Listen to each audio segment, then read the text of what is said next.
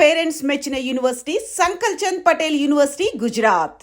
Trans women అంటే అలానే అనే దాని నుంచి మీరు ఇక్కడ దాకా ఎలా వచ్చారు అసలు? అయితే ఈ అవకాశం రావడానికి ఆహ్, మా డైరెక్టర్ గారు Sunil Kumar Reddy sir yeah! Yeah! గారికి యాహ్! నేను చాలా రుణపడి ఉంటాను. ఓకే. ఎందుకంటే ట్రాన్స్‌జెండర్స్ కేవలం బెగ్గింగ్‌కి, ప్రాస్టిట్యూషన్‌కి, ఓపెనింగ్స్‌కే పరిమితం కాకుండా ట్రాన్స్‌జెండర్స్ ఏమైనా చేయగలుగుతారు, ఏ ఫీల్డ్‌లో అయినా ముందుకు రాగలుగుతారు అనొక మంచి ఉద్దేశంతోటి ఈ మూవీ తీయడం నాకు చాలా సంతోషంగా అనిపించిందండి. బట్ మీకెలా వచ్చింది ఆపర్చునిటీ? అంటే ఈ లైక్ ఆపర్చునిటీ ఎలా వచ్చిందంటే ఫస్ట్ సార్ గారు మా కమ్యూనిటీ మొత్తం గురించి డిస్కషన్ చేస్తున్నారంట. మా చంద్రముఖి గారు అని ఉంటారు తెలుసు. వారితో. తర్వాత మూవీ గురించి ట్రాన్స్జెండర్స్ కొంతమందిని ఆడిషన్స్‌కి తీసుకున్నారు. ఆడిషన్స్‌లో ఒకరు సెలెక్ట్ అయ్యారు. సెలెక్ట్ అయిన వారిని ఇంకా కొంతమంది డైరెక్టర్ గారు, ఇంకా కొంతమంది మా ఇంటికి రావడం జరిగింది. అయితే ఆ రోజు నేను అనుకోకుండా మా గురువు వాళ్ళ ఇంటికెళ్ళాను. ఓకే. వెళ్ళినప్పుడు స్టెప్స్ మీద నేను కూర్చున్నాను. సార్ వాళ్ళు, మా కమ్యూనిటీ వాళ్ళు అప్పుడే మీదకొస్తున్నారు. సార్ సడన్‌గా నన్ను ఇట్లా చూసారు. ఒక 10 సెకండ్స్ అలా గట్టిగా చూసేసి ఇంట్లోకెళ్ళిపోయారు. ఇంట్లోకెళ్ళి వాళ్ళు డిస్కషన్ చేస్తూ సార్ చెప్పారంట, "ఈ ఆడిషన్ చేసిన అమ్మాయి కాదు. ఆ మెట్ల మీద కూర్చుంది కదా! ఆమె నా హీరోయిన్. ఆమె మూవీలో మెయిన్ క్యారెక్టర్ చేయాలని" అప్పటిదప్పుడు డిసైడ్ చేసుకొని నన్ను సెలెక్ట్ చేయడం జరిగింది. బట్ ఏదో మీరు వెతుక్కున్నట్టు కాదు, మిమ్మల్నే వెతుకుతూ మమ్మల్ని వచ్చినట్టుంది నన్నే కదా? వెతుక్కుంటూ వచ్చింది ఆ అవకాశం. బట్ అంటే మీకు యాక్టింగ్ అంటే ముందు నుంచి ఇంట్రెస్ట్ ఉండిందా? అస్సలు లేదండి. అసలు నాకు యాక్టింగ్ రాదు. అసలు షార్ట్ ఫిల్మ్స్ కాదు. ఒక్క ఇంటర్వ్యూ కూడా నేను ఇప్పటివరకు ఇవ్వలేదు. నాకు నచ్చదు. నార్మల్‌గా అప్పుడప్పుడు టైమ్ పాస్‌కి రీల్స్ తీసేదాన్ని. అంతేకాని యాక్టింగ్ మీద అంత ఇంట్రెస్ట్ లేదు. ఓకే. ఎందుకు ఒప్పుకున్నానంటే మా ట్రాన్స్‌జెండర్స్ గురించి కదా మూవీ. మా ట్రాన్స్‌జెండర్స్ అందరి గురించి నన్ను రీప్రజెంట్ చేయమంటున్నారు కదా! అనే ఒక దృష్టిలో నేను ఒప్పుకోవడం జరిగింది మూవీకి. బట్ ఏమనిపిస్తుంది అంటే నిజంగానే జనాలు ఈ సినిమాని యాక్సెప్ట్ చేయడం, ఈ సినిమా తర్వాత మీ మీద ఒపీనియన్ మారుతుంది జనాలకి అని అనిపిస్తుందా మీకు? ఒపీనియన్ ఖచ్చితంగా మారాలి. మారాలనుకోనే ఇప్పుడు ఈ మూవీ తీయడం జరిగింది. ట్రాన్స్‌జెండర్స్ అందరి మీద ఒపీనియన్ మారాలి. మమ్మల్ని చూసే విధానం మారాలి. ట్రాన్స్‌జెండర్స్ కేవలం ఆ 3 అంశాలకే కాకుండా ఏ ఫీల్డ్‌లో అయినా వాళ్ళని నెట్టుకొనొస్తారు. మనలాగే వాళ్ళు కూడా ఈక్వల్‌గా బ్రతకగలుగుతారు ఈ సొసైటీలో అనొక ధీమాతో చేయడం జరిగింది. బట్ మీరన్నది పాజిటివ్‌గా తీసుకుంటూనే to add on with that మీరు మాత్రమే అలా ఆలోచిస్తున్నారేమో! మీ కమ్యూనిటీ అందరూ అలా అనుకోవట్లేదేమో! మీ కమ్యూనిటీలోనే మీకు ఇంకా చాలా గొడవలు, మీ కమ్యూనిటీలోనే మీకు ఇబ్బందులు ఉన్నాయేమో అని నాకైతే ఖచ్చితంగా అనిపిస్తూ ఉంటది. ఎందుకంటే చాలా అవును. మందిని చూసాను నేను. చాలా మందితో మాట్లాడాను గూడా. సో, మీకేం అనిపించట్లేదా అలా? ఉంటారు. ఇప్పుడు నార్మల్‌గా సొసైటీలో ఎలా ఆడవాళ్ళకి, మగవాళ్ళకు అట్లా మగవాళ్ళకి ఎలా గొడవలయితాయో మా దాంట్లో కూడా గొడవలయితాయి. తిట్టుకుంటాము. ఫైట్స్ అవుతూ ఉంటాయి. ఆర్గ్యుమెంట్స్ అవుతూ ఉంటాయి. కానీ మా వరకొచ్చే వరకు మాత్రం మేము సొసైటీలో ఈక్వల్‌గా బ్రతకడానికి మేమందరం సపోర్ట్ చేసుకుంటాం. అవి వేరే విషయాలలో అవి గొడవలు పడడం అవన్నీ కామన్ వేరు. ఓకే. కానీ మా వరకొచ్చే వరకు సొసైటీలో మేము ఈక్వల్‌గా బ్రతకడానికి మేమందరం ఒకరికొకరికి సపోర్ట్ చేసుకుంటూ ఉంటాం. బట్ దాని గురించే దాని ఎక్స్‌టెన్షన్ మళ్ళీ మాట్లాడదాం. ప్రస్తుతానికైతే ఎల్‌జీబీటీ దేని గురించి? అంటే ఏముంది సినిమాలో? నేను టీజర్ చూసాను. మొత్తం చాలా ఇబ్బంది పడుతున్నట్టుగా ఉన్నారు. కొంచెం ఏదో రేప్ చేస్తున్నట్టుగా నాకు అనిపిస్తుంది. చాలా చాలా సీన్స్ ఒక్కొక్కటి చూడ్డానికి కూడా చాలా ఇబ్బందిగా ఉన్నాయి. మరి దేని గురించి అసలు? ఎల్‌జీబీటీ అంటే దీంట్లో 4 కమ్యూనిటీస్ ఉన్నాయండి. Yes. Lesbian, gays, bisexual, transgenders. True. ఈ 4 2 మెయిన్. ఒకటి ట్రాన్స్‌జెండర్స్, ఒకటి గేస్. ఈ రెండిటి మీద ఈ మూవీ తీయడం జరిగింది. మెయిన్‌గా ఈ రెండిటి మీద. మా మీద అంటే ఇప్పుడు మేము స్టార్టింగ్ బర్త్ నుండి మాకు మెచ్యూర్ ఏజ్ వచ్చాక మేము ఫ్యామిలీ నుండి ఎదుర్కొనే డిస్క్రిమినేషన్ కావచ్చు, స్కూల్ నుండి ఎదుర్కొనే డిస్క్రిమినేషన్ కావచ్చు, సొసైటీ నుండి, రిలేటివ్స్ నుండి ఇవన్నీ ఎదుర్కొని మేము ఒక్కసారి స్టెప్ అవుట్ వేసిన తర్వాత బయటకొచ్చేసిన తర్వాత మా సర్జరీస్ తర్వాత మా కష్టాలు, మా పెయిన్స్, దాని తర్వాత మళ్ళీ సొసైటీలో బెగ్గింగ్ చేసుకోవడం అది ఒక బాధే. అది బెగ్గింగ్ మళ్ళీ ప్రాస్టిట్యూషన్ కొంతమంది చేస్తూ ఉంటారు. ఇవన్నిటిని మైండ్‌లోకి తీసుకొని ఈ మూవీ మొత్తం ట్రాన్స్‌జెండర్స్ లైఫ్ మీద, గే లైఫ్ మీద డిపెండ్ అయి ఉంటది. ఓకే. ఈ టీజర్‌లో ఒక డైలాగ్ ఉంటది. ఒక తల్లి నాకు మీరు ఆ డైలాగ్ చెప్పాల్సిందే. ఒక తల్లి ఏడుపునేనా? ఒక తండ్రి ఇదని ఒక డైలాగ్ ఉంది. ఎగ్జాక్ట్‌గా ఒకసారి ఒక మాకు తల్లి పొరటి నొప్పుని నేను, ఒక తండ్రి ప్రేమ బొట్టుని నేను. ఇంకా ఏదో ఉంటదండి యాహ్! కొంచెం యాహ్! యాహ్! మర్చిపోయాను. బట్ ఆ డైలాగ్ వెనక స్టోరీ ఏంటి? ఆ డైలాగ్ వెనుక స్టోరీ అంటే ఇప్పుడు ఒక తల్లి నార్మల్‌గా మేల్‌కి, ఫీమేల్‌కి ఎలా బర్త్ ఇస్తదో అలాగే మాకు బర్త్ ఇస్తది. ఆ పెయిన్ అంతా తీసుకొని తండ్రి కూడా అలాగే చిన్నప్పటి నుండి కష్టపడుతూ మమ్మల్ని పెంచుతారు. తర్వాత అవన్నీ దాటుకుంటూ ఇంకా మా ట్రాన్స్‌జెండర్ లైఫ్‌ని ఎదుర్కొనే అవన్నీ. దాని మీద డైలాగ్ ఉంటది. సో, ఆ క్వెషన్ నుంచే నా క్వెషన్ ఏంటంటే, అంత ఇష్టంగా కన్న తల్లి, అంత అపురూపంగా పెంచుకున్న తండ్రి, వాళ్ళిద్దరిని వదిలేసి వాళ్ళు కోరుకున్న జీవితాన్ని కాకుండా, మీకు కోరుకున్న జీవితాన్ని కోసం వెళ్ళడానికి వాళ్ళెంత బాధపడతారో దానికంటే ఒక 100 రెట్లు ఎక్కువ ట్రాన్స్‌జెండర్స్ బాధపడతారు అనేది వాస్తవం. కానీ ఆ బాధని అందరూ అర్థం చేసుకోలేరు. ఎందుకంటే మీ చెప్పుల్లో మేము లేము. అక్కడ మేము నిలబడి చూడలేదు కాబట్టి. మీ జర్నీ గూడా నిజంగా ఈ సినిమాకి సంబంధించిందే ఉంటుందా? మీ ఓన్ జర్నీ గూడా? నా ట్రాన్స్‌జెండర్స్ అందరిది దాదాపు అందరిది సేమ్ జర్నీ ఉంటది. స్టార్టింగ్ నుండి ఇప్పుడు చేంజ్ అయ్యే వరకు. ఈ మూవీ మొత్తం స్టార్టింగ్ లైఫ్ నుండి మేము ఎదుర్కొనే, ఫేస్ చేసే కష్టాలు అవన్నీ మొత్తం మూవీలో యాజ్ ఇట్ ఈజ్ ఉంటాయండి. సునీల్ కుమార్ గారు మీకు ఈ స్టోరీ చెప్పినప్పుడు మీరు నేను సినిమాలో యాక్ట్ చేయడం ఏంటి? నాకెందుకు అసలు నాకు ఇయన్నీ అవుతాయా? ఇలాంటి ఆలోచన ఉండిందా? అంటే ఎలా మిమ్మల్ని ఒప్పించగలిగారు అసలు? నేను ముందు చెప్పినట్టు ఇది వేరే ఏదన్నా యాక్టింగ్ అయితే నేను ఒప్పుకోపోయేదాన్ని. మా లైఫ్ మీద డిపెండ్ అయి ఉంటది కాబట్టి, ఈ మూవీ తీసిన తర్వాత నేను ఒక చిన్న మార్పు అనేది వస్తదనుకోని ఒక హోప్ తోటి నేను మూవీలో యాక్ట్ చేయడం జరిగింది. సో, అనే పాజిటివ్ నోట్ మీరింత బాగా కష్టపడుతున్నారు మీ కమ్యూనిటీని గూడా గుర్తించాలని. మీ కమ్యూనిటీ వాళ్ళు చేసే కొన్ని పనులు చూసినప్పుడు మేము ఎంత గుర్తిద్దాం అనుకున్నా, ఎంత రెస్పెక్ట్ ఇద్దాం అనుకున్నా, ఉన్న రెస్పెక్ట్ గూడా పోగొట్టుకునేలాగా కమ్యూనిటీ వాళ్ళు చేసే పనులు, డబ్బులివ్వమని బెదిరించడం, శాపనార్థాలు పెట్టడం, కొట్టడం, చంపేయడం, ట్రైన్‌లో ఒకరిని ఇది గూడా చేశారు ఒకసారి. ఇలా ఒక్కొక్కటి చేస్తా ఉన్నప్పుడు రెస్పెక్ట్ ఎందుకివ్వాలి? అసలు మాకేం అవసరం? మీకు డబ్బులడిగితే డబ్బులివ్వాలా? వద్దా? అనేది మా ఇష్టం. లేవంటే కామ్‌గా ఎళ్ళిపోవాలి గానీ శాపనార్థాలు పెట్టేస్తారని భయపెట్టడం, వాళ్ళని తిట్టడం, ఇంటి దగ్గర గృహప్రవేశం జరిగితే అక్కడ కూర్చుండిపోయి గోల జేసేయడం, ఇలాంటివన్నీ నేను నా కళ్ళారా గూడా జూసాను. మా ఇంటికి గూడా వచ్చారు అలానే. అయితే దీని మీద నేను చెప్పాలనుకునేది ఒకటే అండి. ఫస్ట్ కొంతమంది ఫేక్ ట్రాన్స్‌జెండర్స్ ఎక్కువైపోయారు. ఫేక్ ట్రాన్స్‌జెండర్స్ అంటే వాళ్ళని బైరూపోలని అంటాం మేము. ఓకే. వాళ్ళు అప్పటిదప్పుడే శారీస్ కట్టుకొని వాళ్ళకి పిల్లలు మీకు ఇంతకుముందు చెప్పే ఉంటారు. పిల్లలు ఉంటారు. వాళ్ళు కేవలం మనీ కలెక్ట్ చేసుకోవడానికే ఎక్కడి నుండో దూరంగా హైదరాబాద్‌కొచ్చేసి అప్పటిదప్పుడు ఏషం మార్చుకొని సిగ్నల్స్ దగ్గర కానీ, ఎక్కడన్నా ఫంక్షన్స్ కనిపిస్తే అక్కడికెళ్ళేసి అల్లరి చేయడము, కొట్టడము, తిట్టడము అలా చేసి డబ్బులు తీసుకొని మళ్ళీ అప్పటిదప్పుడు శారీ తీసేస్తారు. పైన షర్ట్ ఏసుకొని మళ్ళీ వాళ్ళ ఇళ్ళకి వాళ్ళు వెళ్ళిపోతారు. ఈ ఈ సిట్యుయేషన్ మాకు చాలా సార్లు ఎదురైంది. ఎదురైనప్పుడు మేము యాక్షన్ తీసుకోవాలన్నా కూడా వాళ్ళని మేము గుర్తుపట్టలేము. ఇప్పుడు ఇప్పుడు మేము చూసినప్పుడు వాళ్ళు శారీ మీద ఉంటారు. వెంటనే పైన షర్ట్ ఏసుకొని ఎళ్ళిపోతారు. వాళ్ళని ఎలా మేము గుర్తుపడతాం? వాళ్ళెక్కడని ఎతుకుతాము? అలాంటి వాళ్ళు కొంతమందున్నారు. ఇంకా మిగతా వాళ్ళు రియల్ ట్రాన్స్‌జెండర్స్ కూడా కొంతమంది ఉంటారు. మా దాంట్లో అందరు మంచి వాళ్ళు ఉండరు. కొంతమంది చెడ్డవాళ్ళు కూడా ఉంటారు. వాళ్ళింకా డబ్బుల కోసం మరీ బీభత్సంగా బట్టలిప్పేసి డబ్బులు అడగడము, తిట్టడము అలా కొంతమంది కూడా చేస్తారండి. కానీ చేసిన వాళ్ళని దృష్టిలో పెట్టుకోకుండా మిగతా ట్రాన్స్‌జెండర్ కమ్యూనిటీ మొత్తాన్ని అంతే అనుకోవడం తప్పని నేను అనుకుంటాను. చేసిన వాళ్ళ మీద లీగల్‌గా యాక్షన్ తీసుకోండి. మేము దానికి ఎలాంటి నెగెటివ్ కాదు. కానీ మొత్తం ట్రాన్స్‌జెండర్స్ కమ్యూనిటీని తప్పు పట్టడం కరెక్ట్ కాదనుకుంటాను. మీ కమ్యూనిటీ మొత్తం గూడా మీలాగా ఎందుకు మారగూడదు? అంటే బెగ్గింగో, ప్రాస్టిట్యూషనో కాకుండా నిజంగానే ఇంకేదైనా లైఫ్ ఎందుకు చేసుకోకూడదు? ఇప్పుడు ఒక 2 ఇయర్స్, 1 ఇయర్స్ బ్యాక్ నుండి సీఎంగా రేవంత్ రెడ్డి గారు కొన్ని స్కీమ్స్ ఇచ్చారు. జాబ్స్ ఇచ్చారు. హైడ్రాలకని, ట్రాఫిక్‌ల, పోలీసులకని చాలామంది ట్రాన్స్‌జెండర్స్ జాబ్స్ చేసుకుంటున్నారు.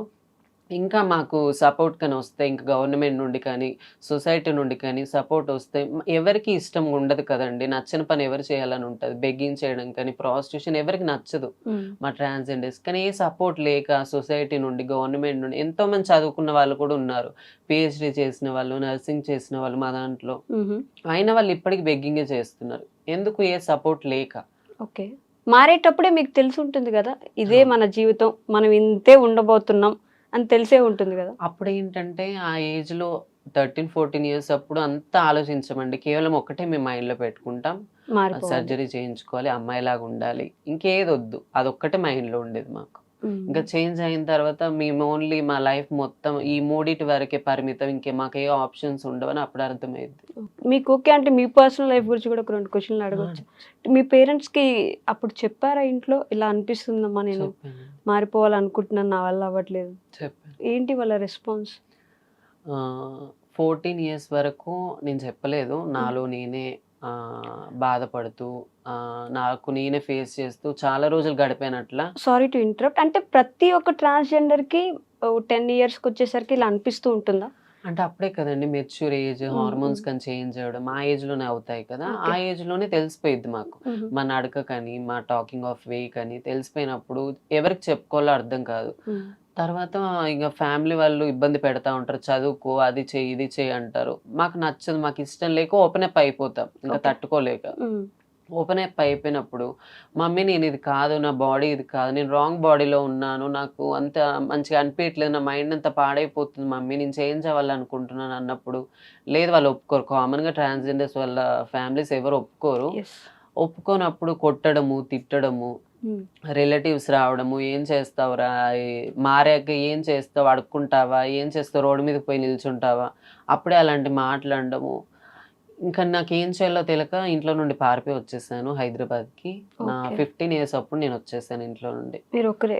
ఒక్కదాన్నే వచ్చేసాను. ఎవరైనా తెలిసిన వాళ్ళు ఉన్నారా అప్పుడు మీకు బయట? ఎవ్వరూ లేరండి అప్పుడు టచ్‌లో కూడా. హైదరాబాద్‌కి వచ్చిన తర్వాత మా వేరే ఫ్రెండ్ ద్వారా మా గురువుగారు సోనారాతుడు గురుగారు అని ఉంటారు. ఆవిడ హుహు. నెంబర్ తీసుకొని అక్కడికెళ్ళి హ్మ్.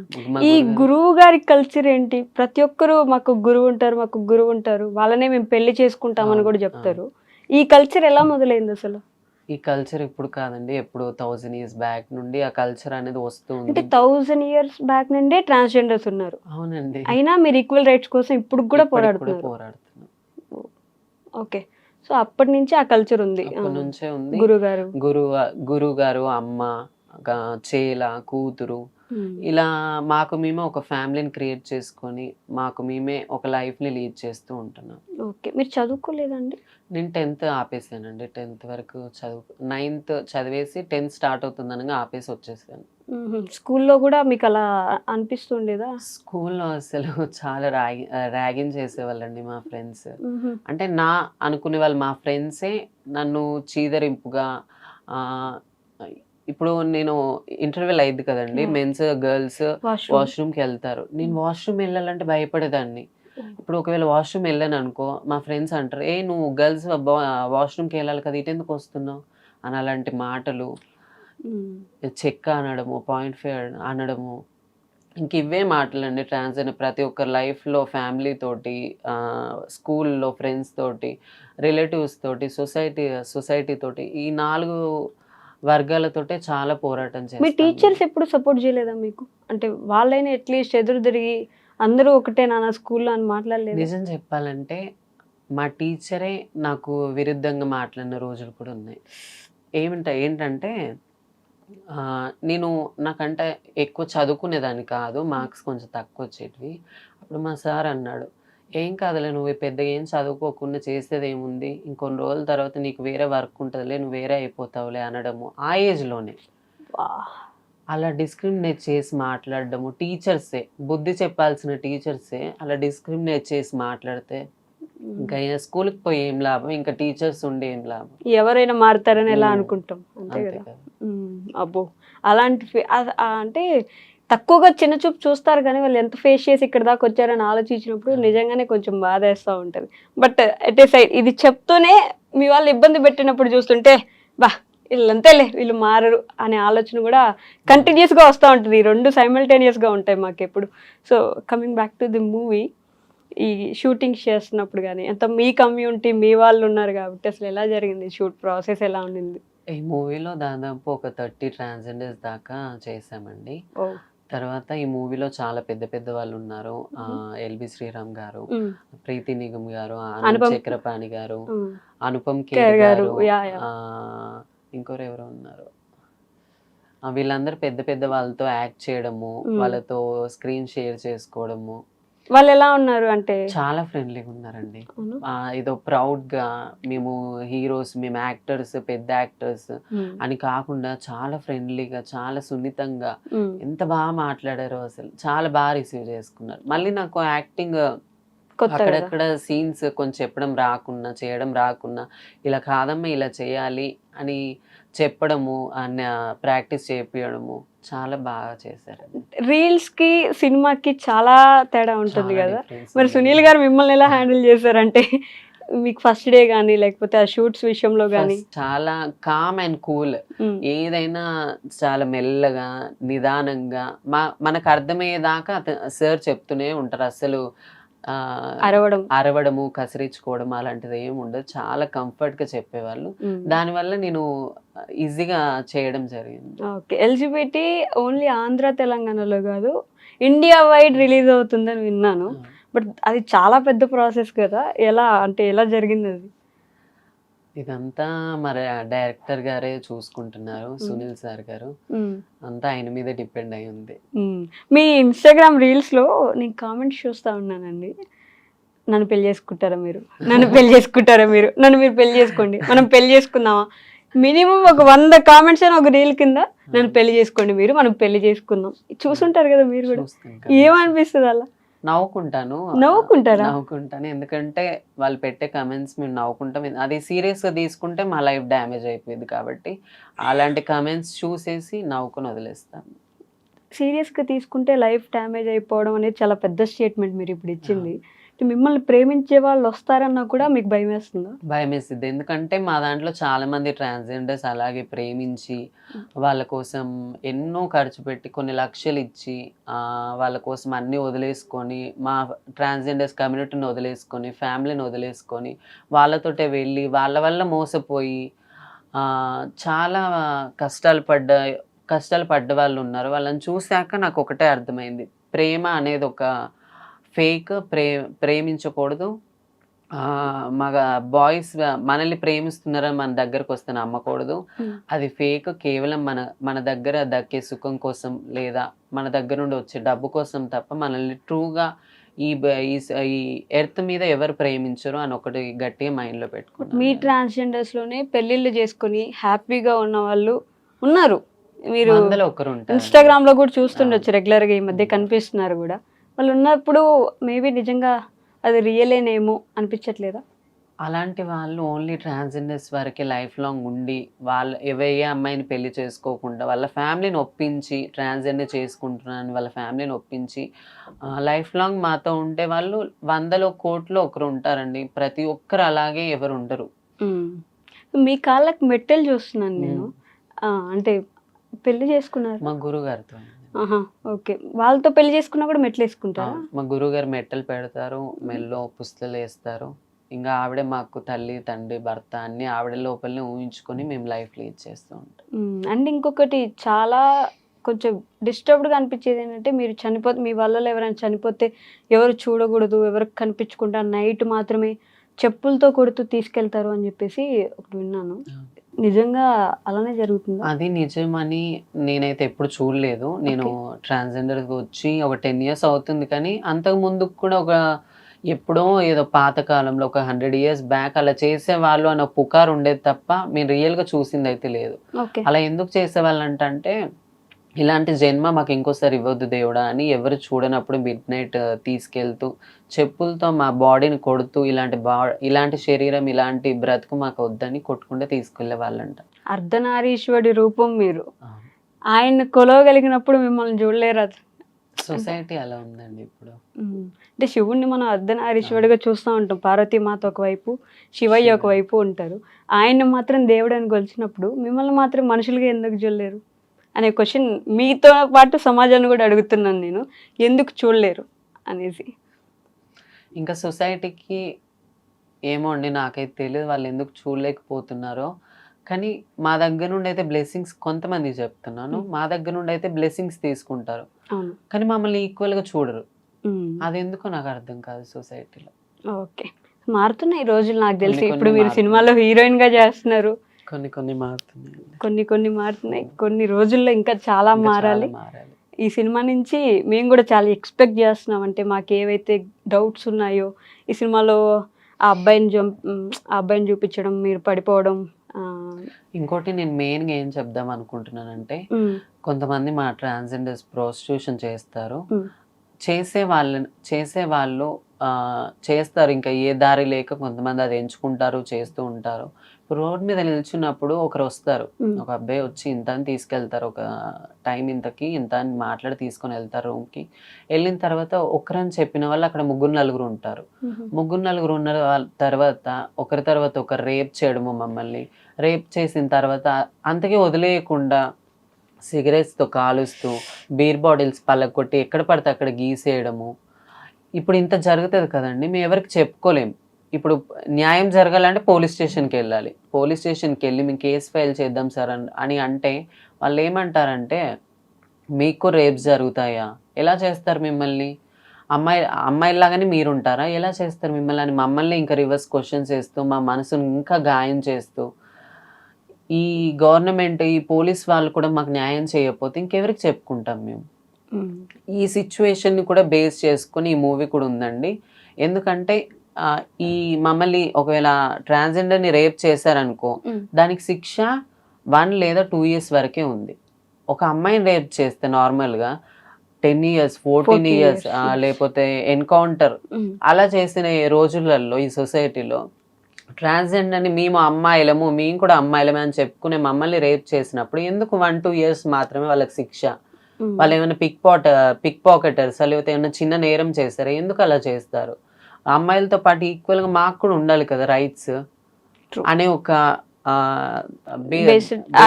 సిచ్యువేషన్ కూడా ఈ మూవీలో ఉందండి. అంటే మీ పూర్తి రియల్ లైఫ్ ని మీరు ఎలా ఉండాలని కోరుకుంటున్నారు అనే దాన్ని కూడా సినిమాలో చూపించారు. బట్ డైరెక్టర్ గారిని ఎప్పుడైనా అడిగారు అంటే ఆయనకి ఎందుకు వచ్చింది అసలు ఈ ఐడియా, ఇలా చేద్దాం, ఒక ట్రాన్స్జెండర్ లైఫ్ ని చూపిద్దాం అనుకోవడం? సార్, డైరెక్టర్ సార్ ఫస్ట్ నుండే జనాలకు ఉపయోగపడే మూవీస్ చాలా తీశారు ఇంతకుముందు కూడా. నేను ఆ ప్రశ్న ఎందుకు అడగలేదంటే, చాలా movies based on true incidents మీద లేకపోతే జనాలకు ఉపయోగపడే సిచ్యువేషన్స్ మీదే సార్ గారు మూవీస్ తీయడం జరిగింది. అదే ఆ సార్ గారు మా కోసం ఇలాంటి మూవీ తీయాలనుకున్నారేమో, ఆ దేవుడు ఆ సార్ గారిని చిన్న మార్పు రావాలని ఆ మూవీ తీపిచ్చాడేమో అనుకుంటాం మేము. ఓకే, కాదు అంటే ఫనీగా అనుకోండి, మీ ట్రాన్స్జెండర్స్ గురించి మన TFIలో ఉండే పెద్ద హీరో ఎవరైనా ఒక సినిమా చేస్తే బాగుండు అని అనుకుంటే, యాజ్ ఎ హీరోయిన్ ఇప్పుడు మీరు చేస్తున్నారు, ఒక హీరో ఓరియంటెడ్ ట్రాన్స్జెండర్ మూవీ రావాలంటే ఎవరు వస్తే బాగుంటుంది అనుకుంటున్నారు మీరు? అంటే హీరో ట్రాన్స్జెండర్గా చేయడమా? ఆల్రెడీ రాఘవ లారెన్స్ గారు చేశారు కదా. అసలు అలా చేయడమే మాకు నచ్చదండి. ఎందుకంటే ఒక మేల్ యాక్టర్ని తీసుకొని అతనికి ఈ వేషం వేసి ఒక ట్రాన్స్జెండర్ లాగా చేయడం ఎందుకు? రియల్ ట్రాన్స్జెండర్ తీసుకొని ఇప్పుడు మేము చేసినట్టు అలా మూవీ తీస్తే బాగుంటుంది కదా. ఇంతకుముందు కూడా చాలా మూవీస్లలో ట్రాన్స్జెండర్స్ని చిన్న చిన్న క్యారెక్టర్స్ ఇచ్చి వాళ్ళను బెగ్గించేసే కాడ ఇంకా మగవాళ్ళని ఎంబడి పడేలాగా అలాంటి క్యారెక్టర్సే ఇచ్చారు తప్ప, ఒక మంచి క్యారెక్టర్ ఒక ట్రాన్స్జెండర్ మీద ఒక ట్రాన్స్జెండర్స్నే తీసుకొని వాళ్ళ రియల్ లైఫ్ గురించి తీయడం ఇది ఫస్ట్ మూవీ. మంచి క్యారెక్టర్ అంటే మీరు రియల్ లైఫ్ లో చేసే క్యారెక్టర్నే సినిమాల్లో కూడా చూపించడానికి ప్రొజెక్ట్ చేయడానికి ట్రై చేస్తున్నారు కదా. వాళ్ళను కూడా తప్పు పట్టలేమేమో, ఎందుకంటే మీ వాళ్ళు కూడా ఇదే చేస్తున్నారు. దీన్ని బ్రేక్ చేసి మారుద్దాం అనుకుని ఇప్పుడు మొదలైంది, కానీ అప్పటి నుంచి సినిమాలు తీసినప్పుడంతా అదే చేస్తున్నారు కాబట్టి అలానే ప్రొజెక్ట్ చేద్దాం అనుకున్నారేమో. ఇప్పుడు సునీల్ సార్ దగ్గర నుంచి ఈ మార్పు మొదలైంది, ఇక మీరు మారి ఇంకేమైనా రావాలి అని అయితే నేను కూడా గట్టిగా కోరుకుంటున్నాను. అండ్ LGBT థియేటర్స్లోకి వచ్చిన తర్వాత జనాల రెస్పాన్స్ ఎలా ఉంటుంది, జనాల్లో మార్పు ఎలా వస్తుంది అని చూడడానికి కూడా నేను చాలా ఈగర్గా వెయిట్ చేస్తున్నానండి. All the very best for the movie. Thank you so much. And for more videos, Hi guys, this is Riddhi Kumar here. Please subscribe to iDream channel. Subscribe to iDream Media. Please subscribe to iDream. Please subscribe to iDream. Please subscribe iDream. And please subscribe to iDream. For more videos, subscribe to iDream. please like, share and subscribe to the channel. Congratulations, iDream. Subscribe to iDream. Subscribe to iDream. So subscribe to iDream Media. iDream ki iDream team andarki huge congratulations. Please subscribe iDream Media. Please subscribe to iDream. Subscribe iDream. Please subscribe to iDream. iDream అంటే నా కళల ఛానల్ను subscribe చేసుకున్న నోరు తిరుగుతలేదు, మీరైతే గంట గుర్తు కొట్టండి. For more such videos, please subscribe to iDream. Subscribe to iDream. Please subscribe to iDream. Please subscribe iDream Media. Please do subscribe to iDream. Please subscribe to iDream Media. For best entertainment and information, please subscribe iDream. And don't forget to subscribe to iDream.